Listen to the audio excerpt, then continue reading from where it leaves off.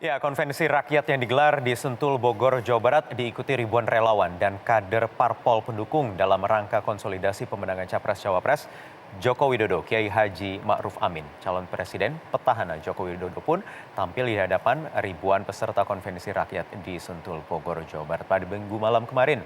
Dan untuk membahasnya lebih lanjut mengenai konvensi rakyat yang bertema Optimis Indonesia Maju telah hadir di studio Metro Pagi Primetime Maman Imanul Haq, Direktur Relawan TKN Jokowi Kiai Haji Ma'ruf Amin. Selamat pagi, Kang Maman. Selamat pagi, Pak. Ramai semalam ya. Alhamdulillah. Jadi apa sebenarnya konvensi rakyat dengan tema Optimis Indonesia Maju ini? Apa bedanya dengan pidato-pidato Jokowi selama ini, selama masa kampanye ataupun mungkin sebagai presiden? Ya, ini sangat berbeda ya, karena menjawab beberapa beberapa pertanyaan penting yang saya tanyakan kepada Pak Jokowi. Nah, yang pertama adalah Jokowi sering dikritik karena membangun infrastruktur. Lalu pertanyaannya mana pembangunan sumber daya manusianya? Kita katakan bahwa infrastruktur penting dalam rangka menguatkan kembali sumber daya manusia yang berdaya saing dan lain sebagainya. Nah, malam ini kita dengar. Tadi malam ya? Ya, tadi malam itu infrastruktur tidak dibahas. Ya. Tetapi betul-betul mengacu kepada bagaimana sumber daya manusia Indonesia. Bagaimana Jokowi melahirkan beberapa kebijakan dan kebijakan yang dilanjutkan. Misalnya ada Kartu Indonesia Pintar. Lalu muncullah Kartu Indonesia Pintar untuk yang kuliah. Sehingga orang sampai teriak di pinggir saya, kuliah lagi, ya, kayak gitu. Nah, lalu ada kartu sembako. Murah ya? Sembako murah. Itu sebenarnya menjadi sebuah jawaban bagi keraguan orang bahwa Jokowi sudah meletakkan dasar pembangunan Indonesia ini atas dasar konstitusi. Konstitusi itu isinya dua.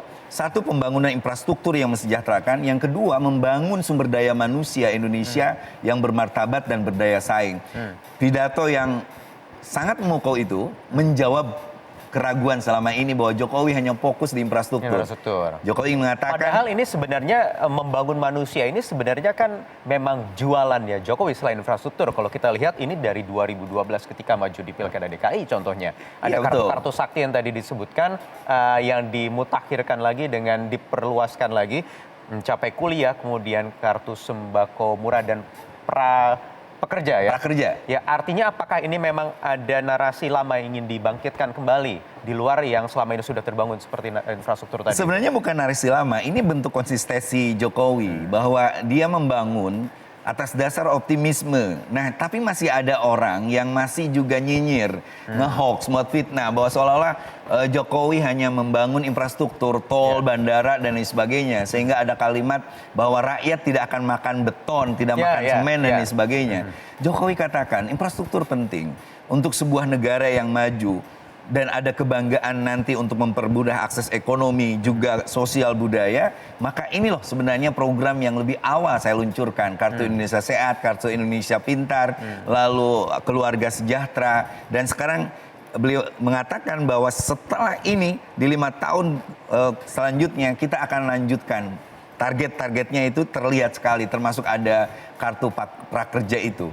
Ini jawaban bahwa pembangunan sumber daya manusia Indonesia itu menjadi komitmen yang terus secara konsisten dibangun oleh Jokowi dengan sistem yang terukur, terevaluasi, dan semakin maju. Syaratnya itu kata Jokowi, saya optimis kerja, saya optimis Indonesia maju, saya optimis. Nah, kalimat itu adalah merepresentasikan bahwa jangan orang menilai orang yang sudah kerja dianggap tidak kerja. Ada orang yang melihat seseorang itu hanya dari sisi kekurangannya, tidak ada kelebihannya. Bangsa yang dibangun atas dasar kecurigaan, fitnah, hoax, dan pesimisme itu tidak akan maju sampai kapanpun. Termasuk ketika Pak Jokowi bilang, kenapa saya harus membagikan sertifikasi? Ini dalam rangka keadilan sosial. Saya ingin seluruh rakyat Indonesia merasakan itu. Jangan sampai ada ribuan, bahkan ratusan ribu hektar tanah dikuasai oleh satu orang. Ini yang dibawa kembali apa yang kemarin sempat keluar di arena debat dan langsung dijawab juga sebenarnya oleh Paslon 02 ketika menyatakan memang siap untuk mengembalikan, diakui pertama, kemudian siap mengembalikan jika negara membutuhkan. Dan ini disinggung lagi oleh Presiden. Apakah juga ini yang memang akan dimainkan lagi? Artinya soal konsesi lahan ini, konsesi rakyat kecil juga akan diserahkan ini juga memang disiapkan untuk sisa 1,5 bulan ke depan, apakah juga sudah disiapkan ketika lah misalnya seandainya nanti dikembalikan benar oleh Pak Prabowo misalnya, apa yang disiapkan oleh Pak Jokowi? Iya, persoalannya Menjawab bukan soal tantangan itu. dikembalikan atau tidak.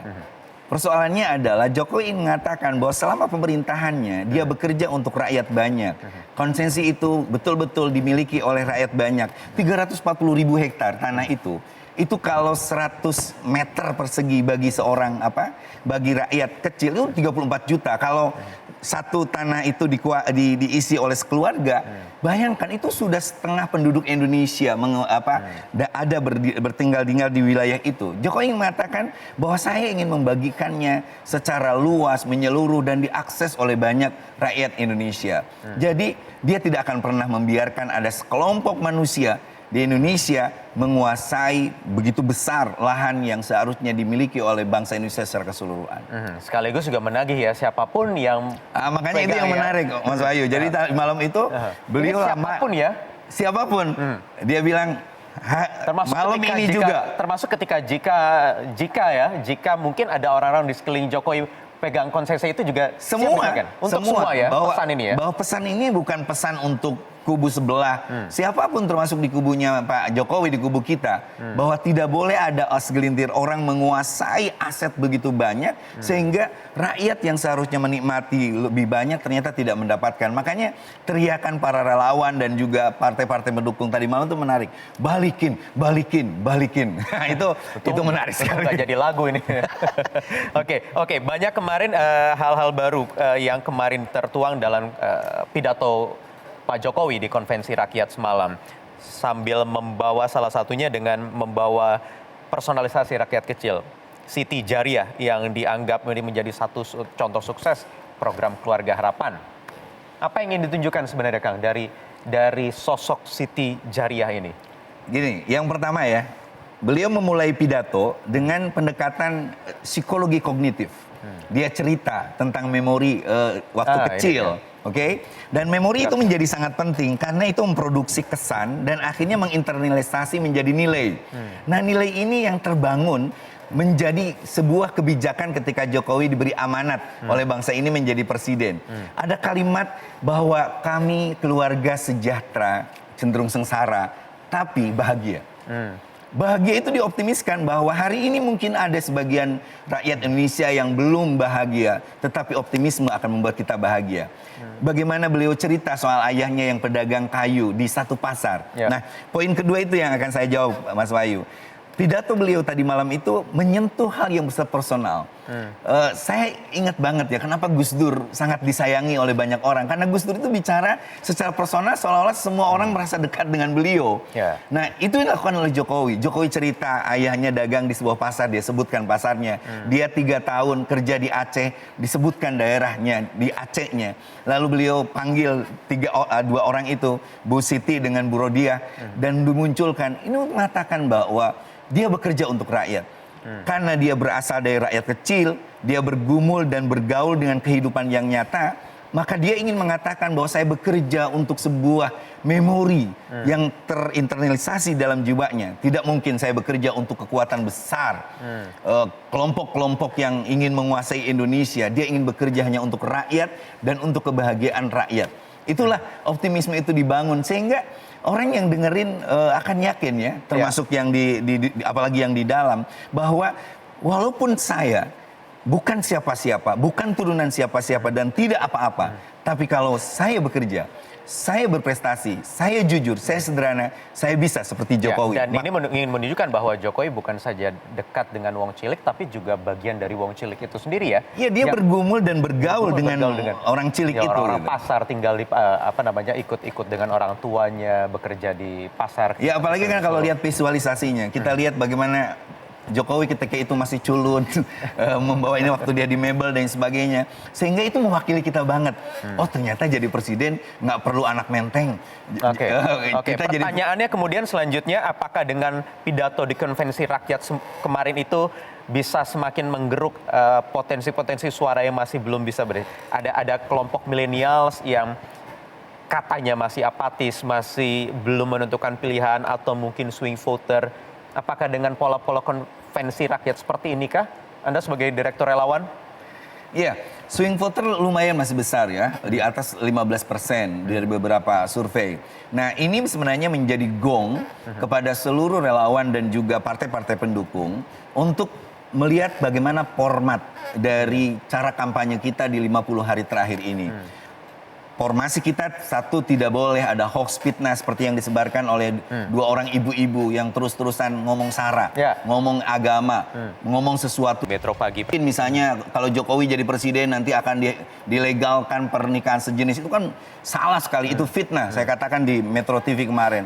Nah, yang kedua, cara kampanye yang terbaik adalah mengingatkan kembali bahwa sungguhnya pemimpin itu harus bekerja untuk rakyat. Pemimpin itu harus berangkat dari kebutuhan rakyat. Dan tidak mungkin ada pemimpin yang ngerti kebutuhan rakyat kecuali dia yang tahu persis dari rakyat dan bekerja di tengah-tengah rakyat. Jokowi bukan pemimpin yang hanya duduk di belakang meja, dia akan turun, maka lihat yang kemeja putihnya, kemeja putihnya dengan dilipat, disingsing, itu simbol bahwa dia orangnya sederhana, dia tidak mau berbelit-belit dengan protokoler, birokrasi dan sebagainya. Nah, dia ingin mengatakan saya akan terus bekerja. Makanya ada beberapa kata kunci yang menarik. Yang pertama soal saya optimis bekerja, saya optimis maju, saya optimis sejahtera.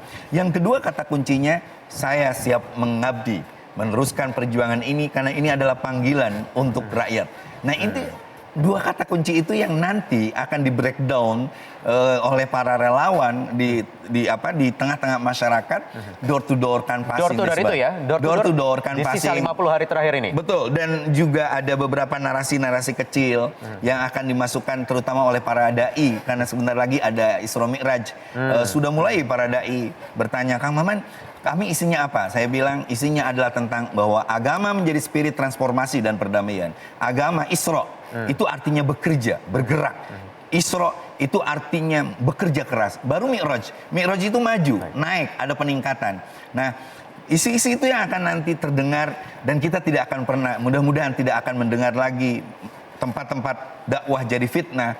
Tidak mungkin pengajian-pengajian jadi ajang adu domba, memperkusi orang lain, memperkosa keyakinan orang lain. Jadi 50 hari terakhir akan door to door dan juga menjawab atau mengcounter serangan-serangan berita bohong dan hoax yang selama ini masih terus gencar dilakukan begitu ya. Betul, Mas Wahyu. Baik, Kang Maman, terima kasih sudah hadir, Direktur TKN Jokowi Ma'ruf di Metro Pagi pada hari ini.